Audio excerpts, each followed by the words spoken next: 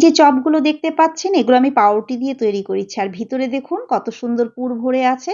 খেতে অসম্ভব টেস্টি হয়। সেই জন্য একটা গাজর কুচিয়ে নিয়েছি, দুটো বিট আর কিছু নিয়েছি কাঁচা লঙ্কা কুচি। কড়াইতে দিয়ে দিলাম সর্ষের তেল। তেল গরম হলে তাতে কালো জিরে কাঁচা লঙ্কা ফোড়ন দিয়ে দিলাম। ফোড়ন থেকে সুন্দর গন্ধ বেরোলে আমি বিট আর গাজর কুচিটাকে এর মধ্যে দিয়ে দেব। দিয়ে এর মধ্যে সামান্য হলুদ আর লবণ দিয়ে ২-৩ মিনিট একটু নাড়াচাড়া করে নিয়ে গ্যাসের ফ্লেম লোতে রেখে ৫ মিনিটের জন্য ঢাকা দিয়ে দেবো, যাতে এগুলো ভাজা হয়ে যায় সাথে সেদ্ধ হয়ে যায়।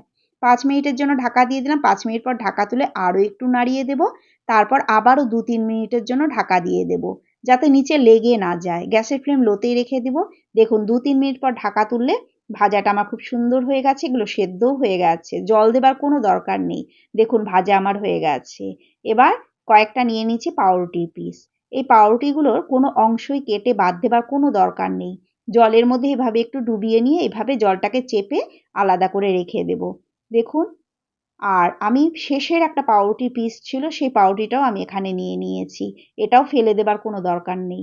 এটাও দিলে বেশ ভালো হয় খেতে। সমস্তটা একসঙ্গে মিশিয়ে নিয়ে ভালো করে হাত দিয়ে মেখে মেখে চটকে গুঁড়ো করে নিলাম। আর তার মধ্যে দুটো আলু আগেই সেদ্ধ করে গ্রেট করে নিয়েছিলাম, সেটাও দিয়ে সমস্তটা খুব ভালো করে মেখে নিলাম। এবার এর মধ্যে দিয়ে দিলাম পরিমাণ মতো লবণ, দিয়ে দিলাম অল্প পরিমাণ হলুদের গুঁড়ো, আর দিয়ে দেবো একটু কাশ্মীরি লাল লঙ্কার গুঁড়ো। সমস্তটা খুব ভালো করে মেখে নিলাম।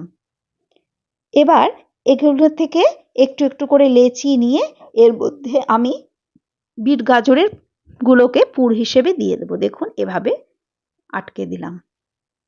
এভাবে সবগুলো চপ আমি তৈরি করে নেব। তারপর এগুলোকে তেলে ভেজে নেব। এগুলো খেতে ভীষণ ভালো হয়। দেখুন এর মধ্যে আমি কোনো জল ব্যবহার করিনি। আর এই চপগুলো ভাজতে কিন্তু খুব বেশি পরিমাণ তেলেরও প্রয়োজন হয় না। দেখুন অল্প পরিমাণ তেলের মধ্যে এগুলো খুব সুন্দর ভাজা হয়ে যায়। বেশি তেল টানে না। এই দেখুন।